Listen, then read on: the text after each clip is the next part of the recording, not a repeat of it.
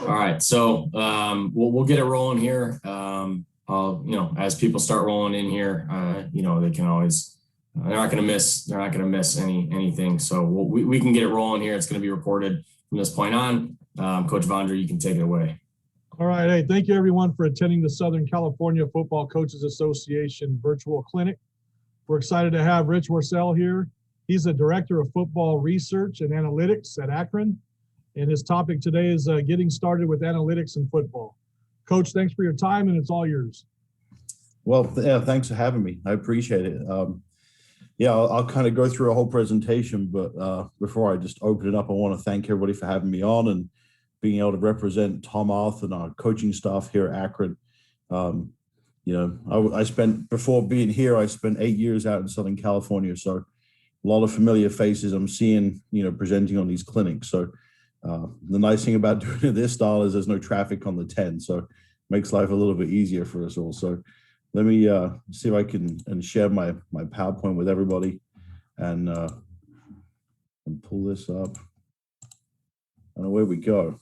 All right. So if anyone has questions at any point, type them in the chat box and I'll be trying to hit them up as I go. I know I usually get about 300 questions on this kind of stuff just because it's kind of a new topic and people are kind of curious about it. And my story, born and raised in England, and so you can tell the accent, did my undergrad at Aberystwyth University in Wales, and at 24 years old had graduated, was working for an investment company doing offshore brokering. Was sat there, didn't think I wanted to spend the next 40 years of my life sat behind a desk in a cubicle doing the same thing. So I decided to make a change and follow one of my dreams and passions, which was coaching football. So I applied for a bunch of jobs and was really fortunate to get a GA position at Lakeland College in Sheboygan, Wisconsin. Did 2 years there, then moved down south to Millikan University, where I did 3 years more coaching receivers, quarterbacks, and was the pass game coordinator. And then went about 80 miles down the road to Illinois College, where I was the offensive coordinator for 3 years. And after the 2010 season there, moved to the University of La Verne, which is in La Verne, California, about 30 miles east of LA. Did 8 seasons there, was the associate head coach and offensive coordinator. Inherited a program that had won 4 games in the 4 years prior to our arrival and won a SCIAC championship in 2015. The first one the school had in 20 years. So it was only their second time in the national playoffs. So it was really at that point at La Verne over those 8 years that I started using more and more numbers to make decisions in game planning. And I don't mean just having just stacks of data, but I just started approaching from a very kind of what seems to me very methodical point of view of using statistics to kind of evaluate every part of our game plan to try and put us in the best possible situation. And then in the off season, that was used to really evaluate all our plays and formations and personnel, was to try and get a real good handle on what we were good at. And then after the 2018 season, I got a phone call to come to Akron as the Director of Football Research and Analytics, which at that point, we didn't have that position at Akron, so it was a new position that I got to come into, and there was no job description. We still do not have a job description. So we get to kind of create exactly it is I want to do. So it's been pretty wild. It's been awesome. All the things you think of as a play caller that you're curious about, you now have the opportunity to dive into. Anytime you see a cool play on TV, you get to go and track that play down on tape and see how many times they ran it and try and understand it. So it's really a good job for those that are curious about football and wanting to learn more and educate themselves. And we were very fortunate with COVID to be able to play in the fall. So I've completed 2 seasons here, and then this fall will bring us into season number 3. So up until now, like my whole career has been spent at the Division III level, and then made the big jump up to FBS. So pretty wild for a guy from England going to school in Wales, ending up in Wisconsin, ending up at Division I football, doing this stuff. This is probably the question I get the most is, it's a cool job title. What are your responsibilities? And so this is kind of like an ongoing process of evolving. So I kind of split it out as best I can into the things I do most often. So in season, I deal with offense, defense, and special teams advanced scouting reports. So when you think of scouting reports, it tends to be the information that you're going to give from a coaching staff to your players. What I'm doing is I'm preparing scouting reports for our coaching staff. So they tend to be a little more detailed, a little more high end. And they tend to get pretty sizable because I know each coach on each side of the ball wants slightly different information. So I try and consolidate it all down into one packet that I can give to each side of the ball. So a typical packet will probably run about 70 pages each week on each side of the ball. And that's including all the reports and two deeps and analysis and all those things. And then what I do is I present that to them on a Sunday with a series of, cut-ups showing what the other team is about and trying to describe them as best as possible. I also do an opponent overview for our head coach, which kind of incorporates all three phases of the team. And we'll kind of touch a little bit more on that, what it means later on. But essentially, before that Sunday, he may not have seen any film or know a lot about our opponent. So I'm just trying to give him in about an hour or so, like a really accurate description of what they're about. And it's usually about an hour for each side of the ball. So it could take us a few hours on Sunday. And it's just him and I sat down, we go through all that in some pretty good detail. Then I have the situational presentations kind of go on during the week. And this is an evolving thing. So, Division I level, you are fortunate to have a lot of coaches. So you can split game planning up, which means you can do different parts of the game plan every day. So what I do is basically try and present or create presentations on different aspects of the game plan so they can kind of lead the coaches in the right direction when they're kind of planning it. So, I'm just trying to delve back into a team as much as possible because, you may be playing a team this year and the coordinator came from a different school. So I could look at this year's film, but I could also look at that coordinator at the previous school or, go back any number of years to any number of games. So you're really gathering as much information as you have on somebody and putting it all in here. So, like our season opener this year is against a new staff at a new school. So you're looking at a lot of different schools trying to consolidate that down into some sort of accurate representation of them. In season, it's a little less, but sometimes there'll be research studies. If, we feel like we're going in direction on either side of the ball and we want some additional concepts that would fit in with what we're doing, or if anybody's doing something really cool, then we try and, track that down, study it and present it, understanding that we're in season. So we don't have a lot of time for elaborate presentation, but 10 minutes can cover a lot of information, I think. There'll be some film breakdowns. So, one of the cool things, I've actually hired a group of students and I've been training them through the semester to break film down. So, it's, you think of Division I and you think you have an army of full-time, people sat there doing breakdown, and we do have a good number of GAs and QCs, but because we're, the advanced part of it, we're working 2 weeks ahead, we need to really take care of a lot of that film breakdown within our group. So we're kind of working at that pretty early on. And then, in season and game day, we're really looking after game management, which, sounds like you're in charge of the sound system for the stadium or something, but, you're really responsible for anything relating to the clock. So timeouts, how long you have left in the half, what happens here if we don't take a timeout, how much time will we have back on the clock when we get the ball, and where will the ball be? How many plays can we run in that time? Just kind of playing out those situations. Should we go for 2? Should we go for 1? Do we onside here versus not onside? What do those two situations look like? So all those kind of things. And then you're also trying to understand all the different aspects of your opponent. So, if you're going into a 2-minute situation, you want to be able to remind your offensive coordinator, hey, they're going to be a 3-down team. If they sub in a nickel, they're going to play this coverage. If they sub in two DBs, they're going to play this package, and then you're watching and relaying that information. So you're trying to provide very specific information about scenarios that are coming up ahead of you in the game, so that just takes a little bit of stress out of it. And then in fall camp and in spring ball, I really try and track how we're doing offensively and defensively, not just how many snaps, but how well each snap is run. I try and grade the overall kind of execution of the play.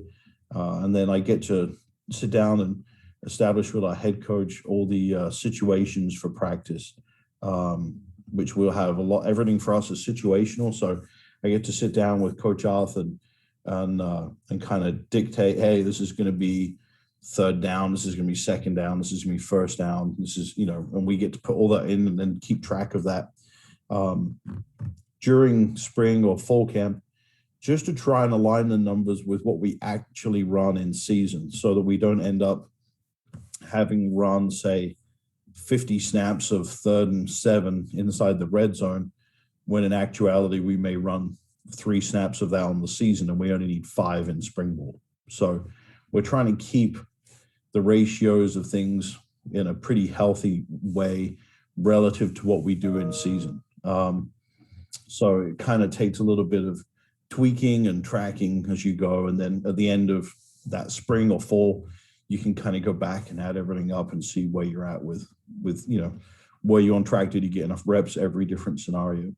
And then out of season, I mean, it's a lot of research projects, and they can really range from anything from non-conference opponents, like we're getting ready for our season in August, to what are the latest trends within the MAC. So you're looking at, what are the, consistencies within the MAC East or the MAC West, or the overall, what happens in the MAC championship game, trying to understand historically and recently, what has happened within the MAC in the NFL and indeed college wide. So, like today, you're watching, maybe college film from like this morning from 5 different teams looking for different things. And then you're looking at NFL film from a couple of different teams looking for very specific ideas.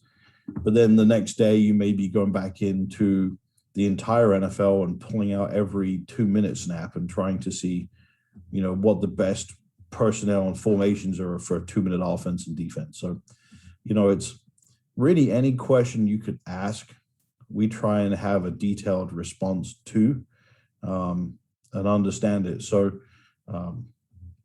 someone could come in and ask about, what the best bunch routes and stack routes are in the red zone. And I'll be like, all right, cool. Well, then I'm going to go away and try and find out who the top teams are, break them down, study them, and come back and give you an educated response on what those are and give you the film. So, really, there's an infinite number of scenarios for that in football on both sides of the ball. And invariably, you end up looking at one side of the ball and educating yourself about the other side, how they're trying to defend it. So, you're always kind of looking at those things. You're looking at best practices. So, how different people approach different scenarios, like, how game strategies play out. I build recruiting models. So, how to allocate scholarships, how we're doing it, what it's going to look like in 4 years, how many guys should we sign in 3. You can kind of play a lot of those things out. And then you're researching game theory, the optimal strategy for 2-minute situations. How should you teach 2-minute based off those strategies? So as a football junkie, it's awesome. You get to dive into all these areas. Really fortunate that at the FBS level that we get now open exchange amongst all the colleges. So that means every school out there, we have all their film. We get all the NFL film sent to us every week, so we can sit down and kind of go through that. So if somebody's curious about anything that's happened in football the last couple of years, we can really get our hands on it almost immediately and kind of look at it. So that's kind of my responsibilities. There's other stuff on top of that, but that's really kind of the big stuff right there. So I'm gonna move this little thing out of the way. So analytics 101, it's about analyzing raw data to really draw conclusions about that data. So you're gathering, everything can be quantified. So you're trying to gather as much data as you can about something. And the ultimate goal is just to get the clearest picture of your opponent or yourself as possible.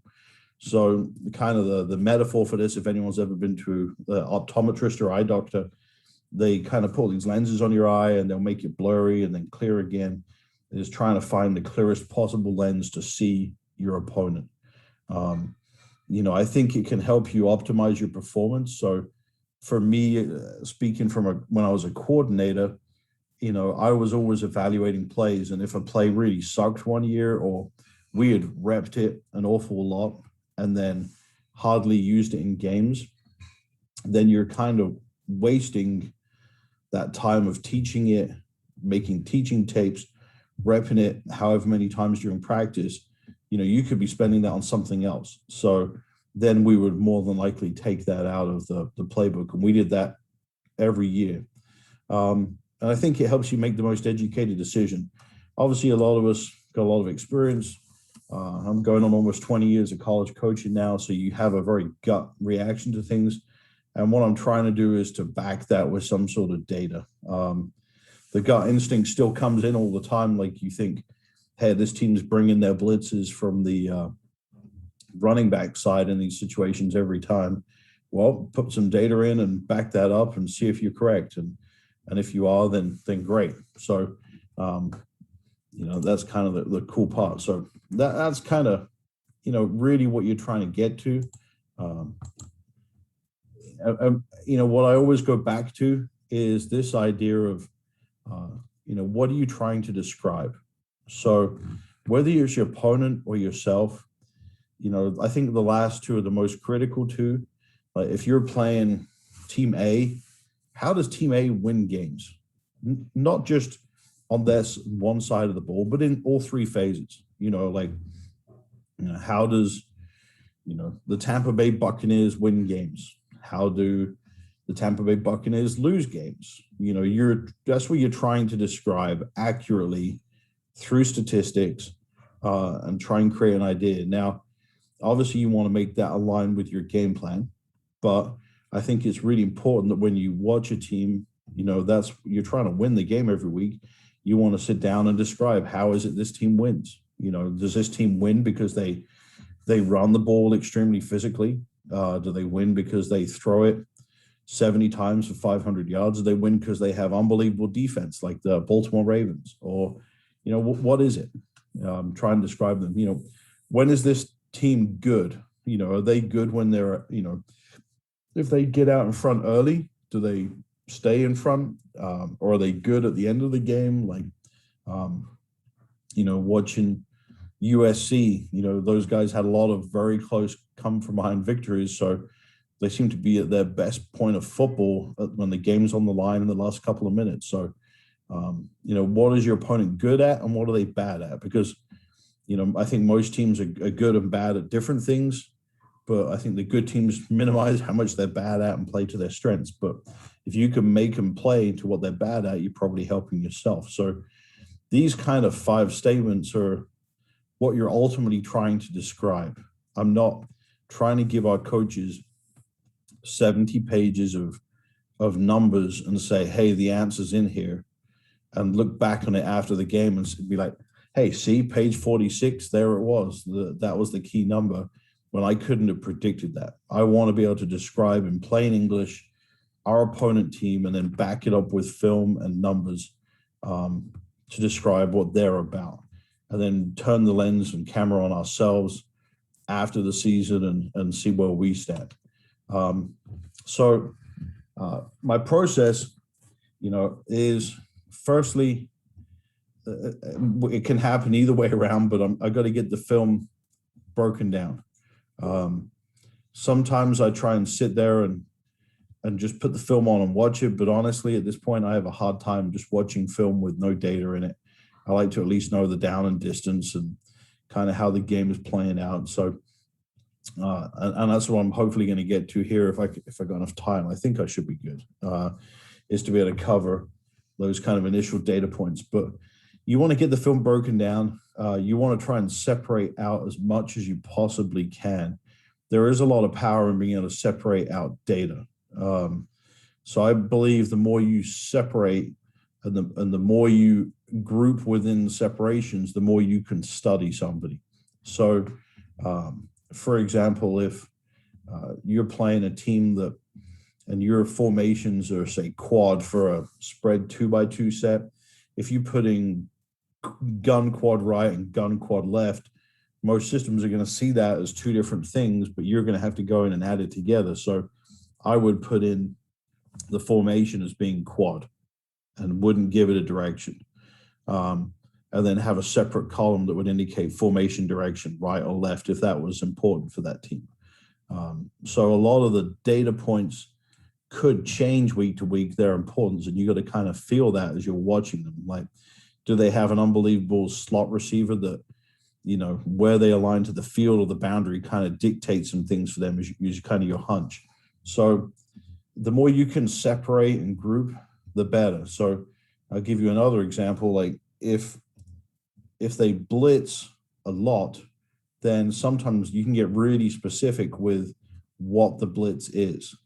And that's great, for drawing cards and explaining all the variety of blitzes.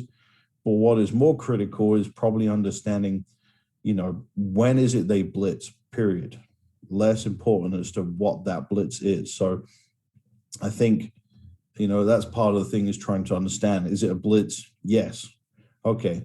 Now let's see when those blitzes occur. Okay, they occur on third and medium and second and medium is all their blitzes. All right, cool. Now let's see what those blitzes are. So trying to get that data in for a typical side of the ball, we'll probably carry between 40 and 50 columns worth of data, which, the great thing with Huddle, which we're using DB Sport, but, previous decade I used Huddle, is you can kind of give each coach their own view and they can all be putting in their own stuff at the same time. And a lot of it, as we found with the students that work for me, you don't have to have 10-year veteran coaches to do it. You can have a new person that's really eager and able to learn. And then really, once you get all that data broken down, you want to kind of get it into something that you can manipulate it with. So there's a lot of power. And I'm a big proponent of using Excel. Access has some cool stuff because you can build, you can obviously build tables that you can put the data into, but then you can build reports and different things off of that to kind of give you some information back. You can throw it into Google Sheets so you can kind of manipulate it in front of other people. And then Huddle has some pretty cool reporting things that you can just go into, make a report. Does it give you what you need? No. All right, go to the next report and kind of build that out. And then sounds kind of crazy, but you're trying to find things that happen a lot. So within every different situation that happens. So everything in football is situational, everything. Like you don't just, like in practice, you get to line up and just run plays often, but in a game, you don't just get to say, hey, we're going to run 10 plays of inside run and 20 plays of team. Like everything's like 1st and 10. So, in my mind, I'm trying to group things together and see, where the tendencies lay. And for every team, it's different every week. And that's kind of the thing that kind of people have to realize is you kind of realize that, the longer you're in the same league and you play the same coaches, is you kind of, hey, this guy's going to do this. So you already have an understanding of your opponent. Now what you want to do is try and back that up with the numbers. And I think what you're doing is you're trying to find those handful of situations in a game where you have a high degree of confidence that you have the advantage in understanding what your opponent wants to do. Now, I will tell you, good teams have tendencies, and that's because other people can't stop them. They got better players than you. So I think if you can find those situations and you can take advantage, then you're maybe moving the dial in your favor to try and win that situation, and maybe add enough of those together, you can win that game. So every week it will not be the same situations. You may feel like week one that if it gets to a 2-minute drive, you have the absolute upper hand because you feel like you have a really great plan for that. The next week, it may be your drive opening plays. You feel like you have a really good handle on what they're going to do and what you can do. The next week, maybe third down conversions. Whatever it is, you have to realize that each week it's going to change. And you just got to kind of do your due diligence and go through all the different situations and find those that each week are going to come play in your favor. And the more time you have, the more data you can do. I think if you have like at Laverne, we had 4 full-time coaches and 3 graduate assistants, and we had a number of part-time coaches. So we didn't necessarily have, hundreds of man hours to do. And even here, we have a lot of GAs and QCs. So you have a lot of people, but there's a lot of stuff going on. You've got to be drawing cards and prepping and all this stuff. So, I don't think you have infinite amount of time, but if you add another person, if you have an injured player or a manager that wants to get into it, or you have a retired coach that can get on and watch some film, the more data you can put in, the more you can get out, as long as it's good data. And then you're really going back to what I said earlier about your gut feeling. You're trying to find things that you noticed and theories that you have about your opponent, and you should say prove it, but you're going to prove or disprove those theories. So if you're playing a local rival team and you think that they, out of trips open, they're going to try and throw, like when they put the 3 receivers in the boundary, they're always going to throw that choice route to the X, then tag all the formations, the boundary trips opens, and look at them and see, do they do that?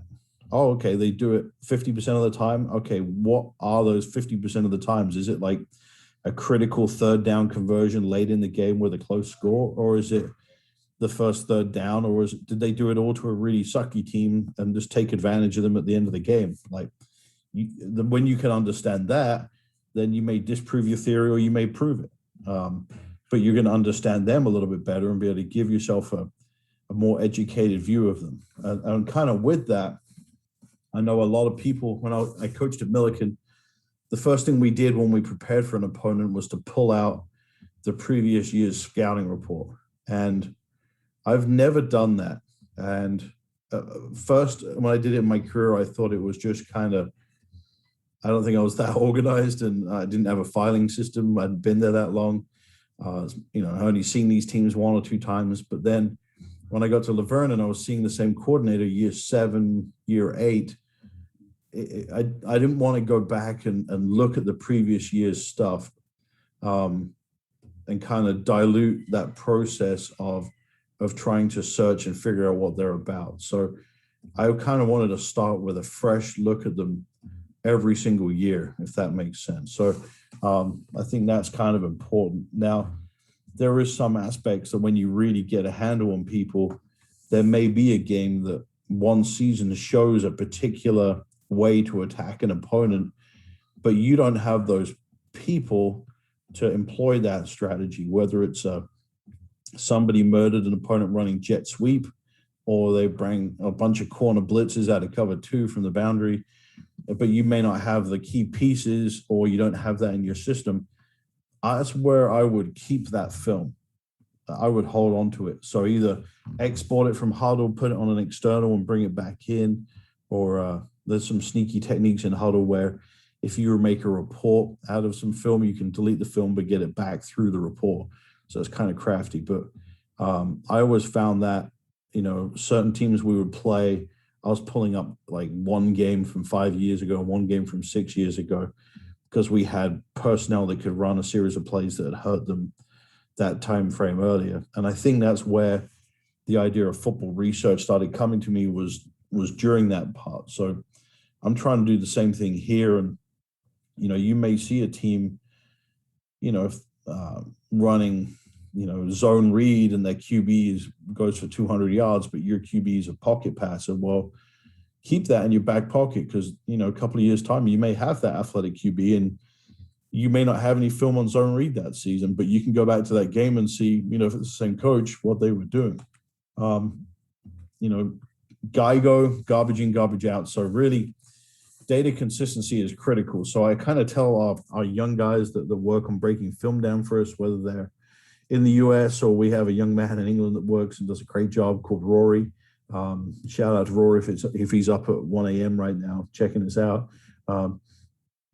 You got to be consistent. So it doesn't matter so much if they make a mistake, but if they make the same mistake 10 times, then that's huge, because now you can go in and just tell them, hey, change the name of this fly sweep to jet sweep, or change the name of this play you're calling oop de oop and call it counter. Like, you can make corrections a lot better. But if they're calling the same thing 6 different things, then now your stats and data are going to be all screwed up, because you're not going to be able to group enough stuff together. So I would say that is absolutely critical in what you're doing. So I always kind of try and have somebody, whether it's me or somebody else, kind of be able to QC the data. And so what I mean by that is, like, all right, get all play cut up and sort it, and just click through every few formations and make sure that the same formations are lining. You know, what we're calling trips here is trips 5 down and 3 below that and 2 below that. And that if we call it a drop back pass here, keep clicking through them and making sure that we didn't have something labeled as sprint out pass when it should be drop back. So once you get everything kind of consistent, then it makes your life real easy to get some good data out of it. Okay, so these are the first 10 data points that I would put in to a game. Let me take a quick drink here. So down and distance, I think that speaks to itself. If it's a 2-point attempt, I will label the down as 5. Just because, you want to kind of distinguish it's a 2-point play. Some people will do 0 down if it opens up the drive, but we're going to kind of show you a different way that we do that. So we just put 1. FPOS is field position, which on Hudl I think is yard line.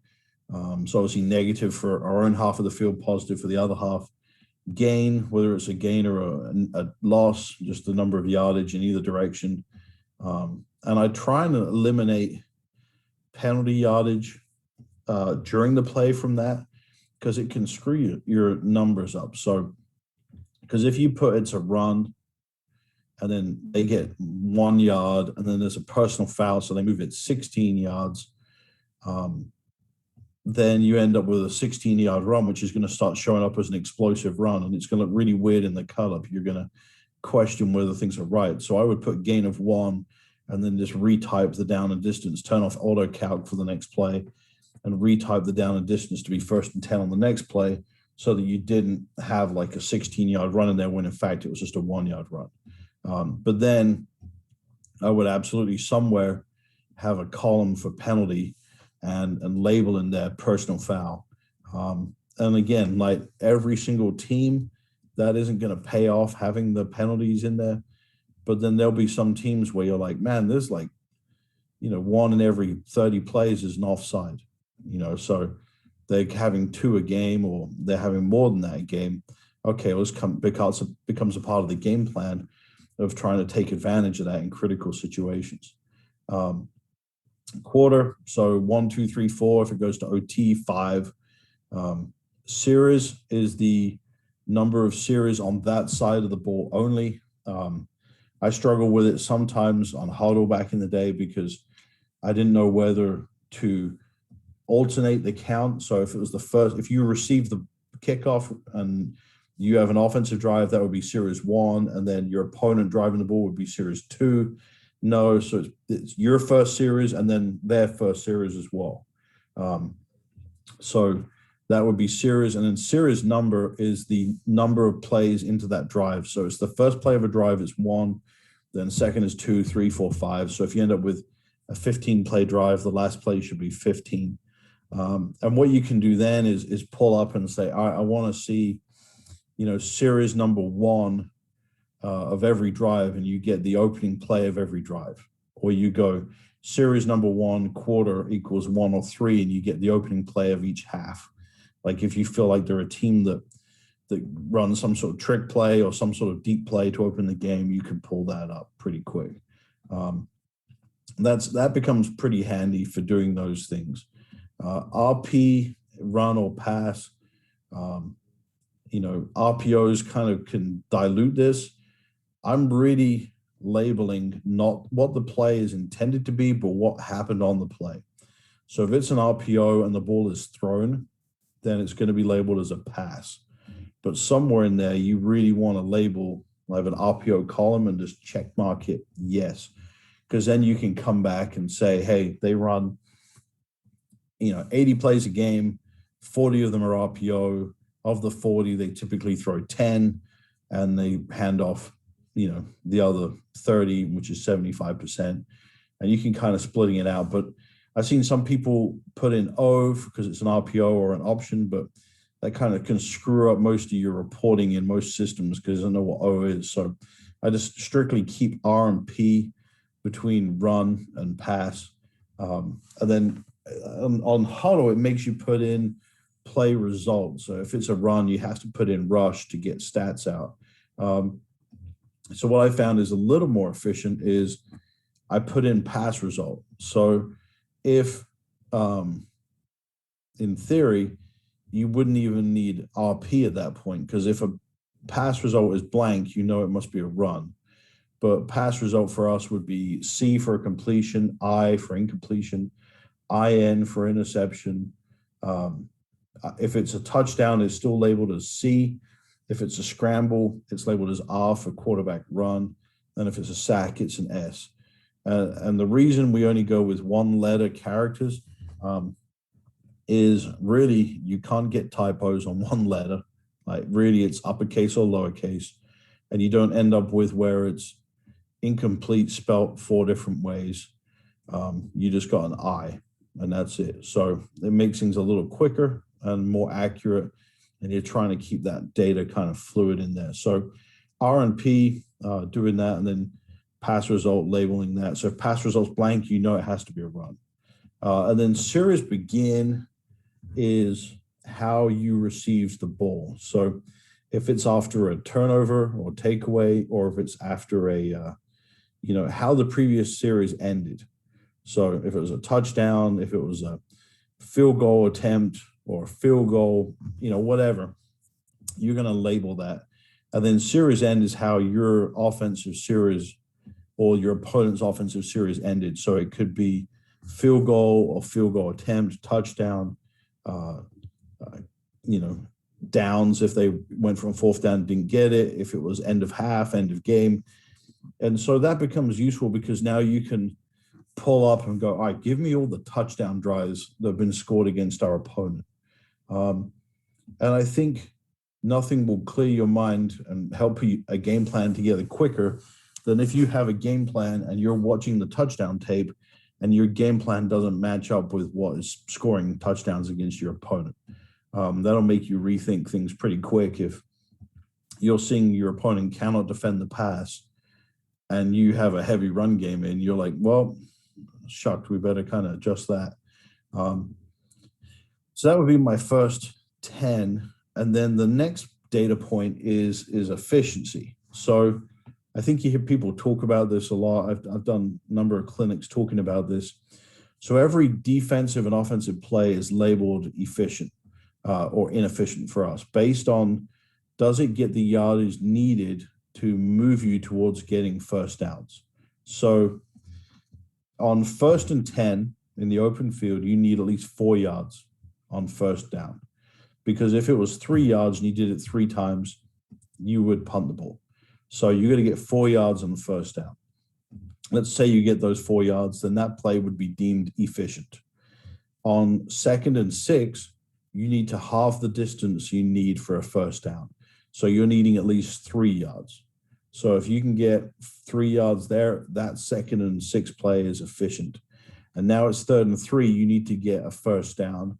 So you need to get 3 or more. So if you get 4 yards, then you just ran 3 efficient plays in a row. The reason that I like to do it this way is because if you're just purely calculating the average yards per play, that can kind of screw you up. So I'll give you an example. Like quarterback sneaks typically are called in short yardage or goal line or backed up, and you need a yard. So you may run 10 quarterbacks in a sneaks in a season, get 10 yards, and it's a great play. But when you crunch it by averages, you're like, hey, we average 1 yard a play on this. Do we want to keep it? And you're like, well, if we're getting 1 yard a play, maybe not. Whereas Hail Mary, we threw it twice and we got 60 yards one time, so we averaged 30 yards a pop. Maybe we should run more Hail Marys than quarterback sneaks. So what efficiency does, it tracks your play in a way that does it help you get first downs, which equal touchdowns. So if you ran 10 quarterback sneaks, got a yard every time, and that's all you needed in every situation, then it'd be 100% efficient. And that's a much better way to look at it.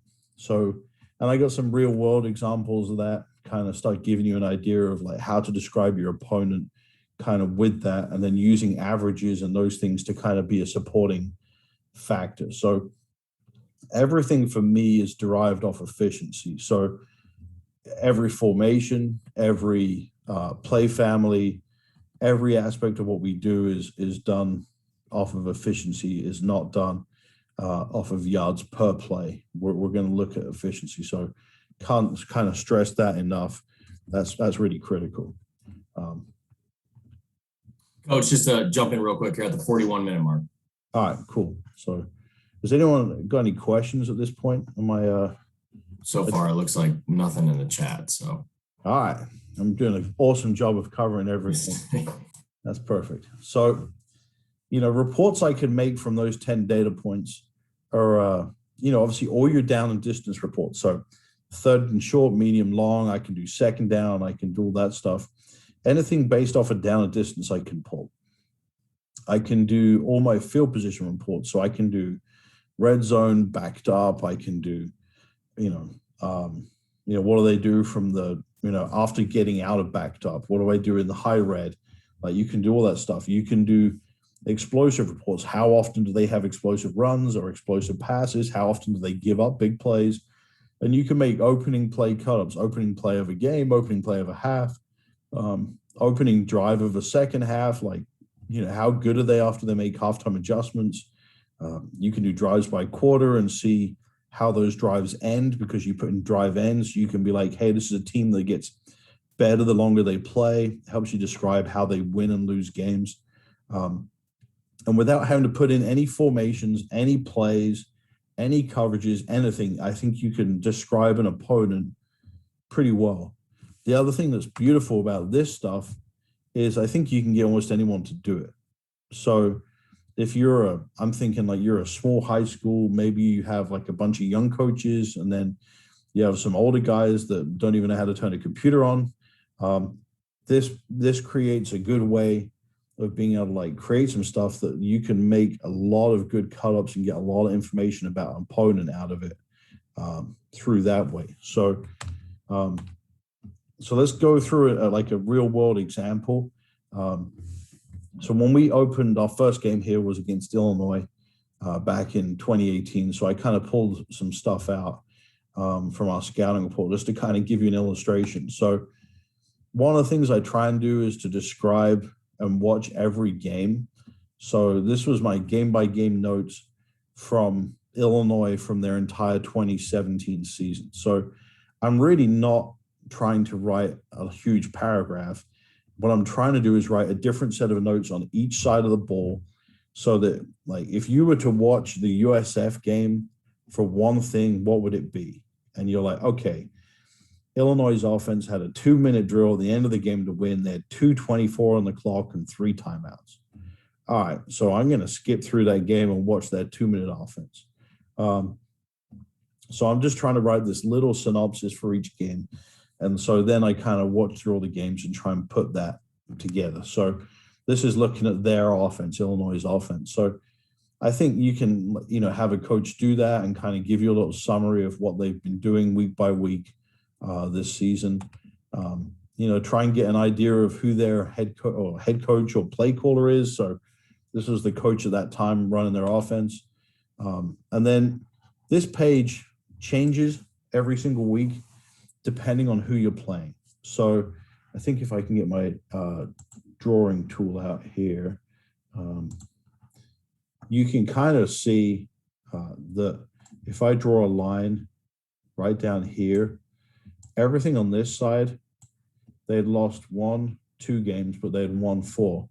So they're 4-2 on this side of the line, and on this side of the line, that 2017 team was 0-6. So, when you're trying to describe how did the 2017 Illinois team win games, you're like, hey, the games they won, they averaged 320 rushing, and the games they lost, they averaged 236.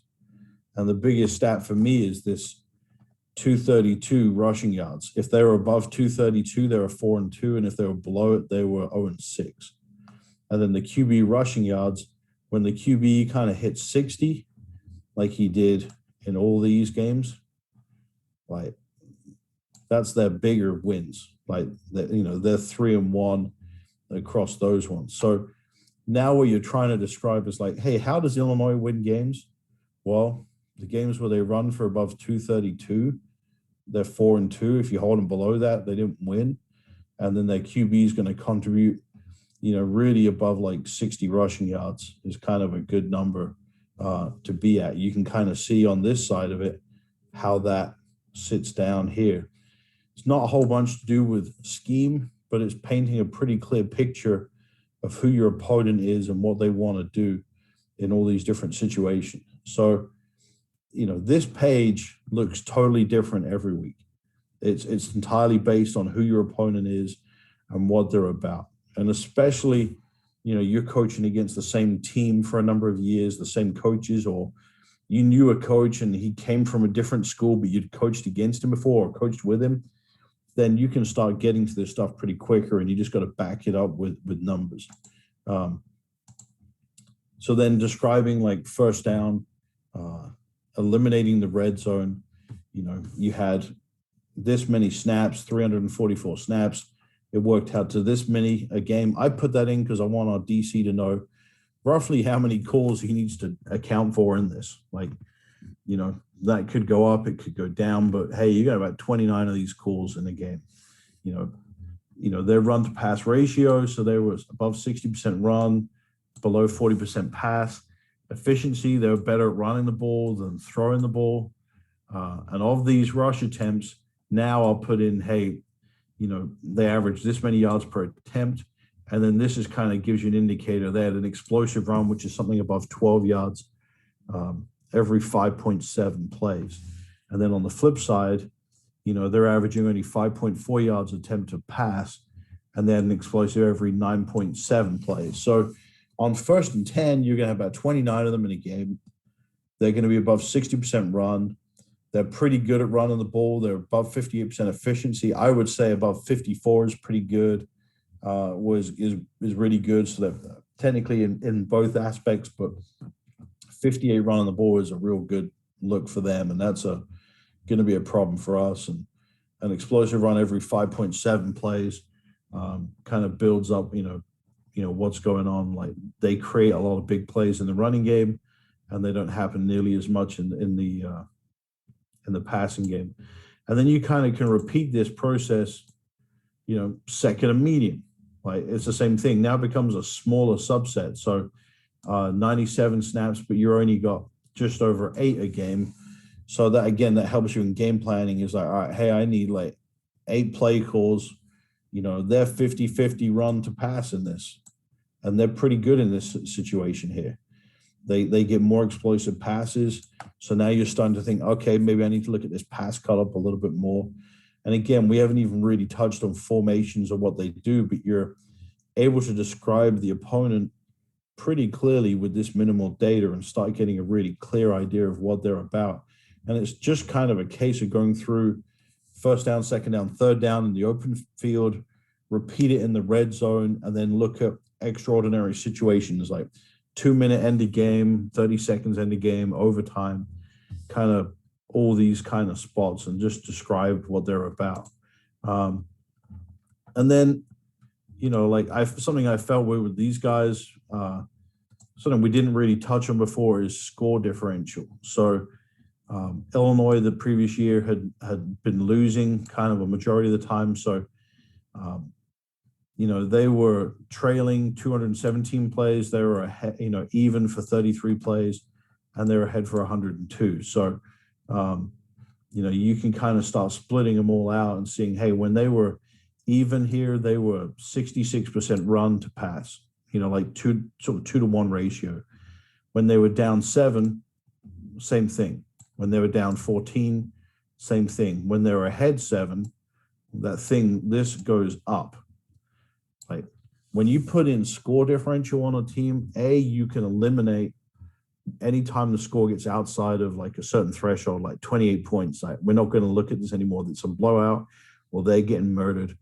But if they suddenly get back into the game later on, then you can start counting those plays again. But you're going to get a really accurate look at what the team is.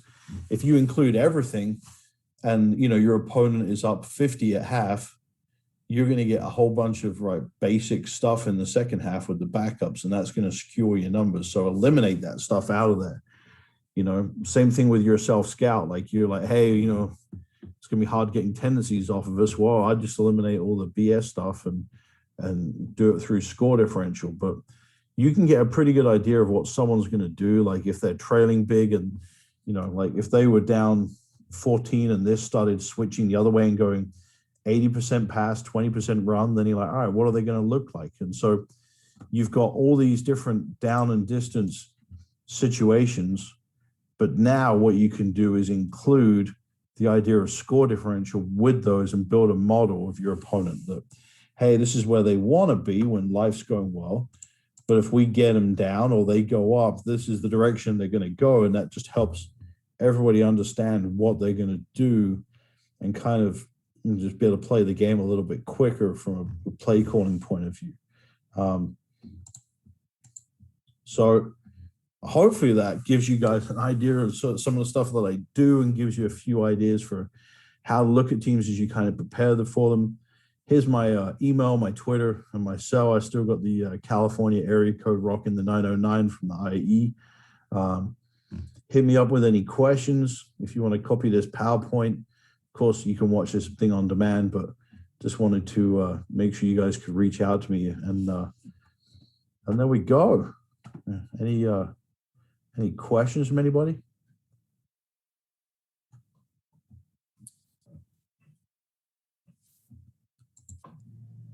There's one, how much self-scouting do you do during the season? All right, cool. Oh, we do have questions. Okay, so in-season self-scouting, we do look at that. I know our GAs and QCs will do that. I really don't have as much time to do as much self-scouting in season as I would necessarily like. But I'm a little less concerned with that. I think when we're seeing what our opponents are about, then we kind of can see how they would try and attack us with how they win and lose games. So I don't tend to get to that nearly as much, but good question. Okay, and then there's a Q&A question. Coach, is there ever a time when there's too much information to be relevant? Yeah, I would tell you this kind of what I've learned is, so I write that 70 pages. So you're coaching on defense, so I'm writing 70 pages on their offense. And what I intend that document to be is a reference manual for the week. So it's going to cover all the different situations. But then what I'm going to do is walk into your office or with the whole defensive staff and spend an hour and explain the critical factors of your opponent and try and dilute the information down. Like, hey, this is a team that wants to play 10 personnel 80% of the time. They're going to run this, this, and this. They're in 11. And I break that all down into like an hour presentation of what are the critical things they need to know. And everything else, they can just, the different guys will kind of dig through the different parts of the scouting report. But yeah, I mean, you don't have that much time. So I don't want to give you 70 pages and a high five and say, good luck. So that's why I do that hour presentation and really try and narrow down the focus. And then during the week, then I can circle back to, like, I know they're game planning third down on Tuesday, so I can go back and do a 10-minute third down presentation, and then red zone on the next day, do a 10-minute red zone presentation and kind of feed them a bit more info.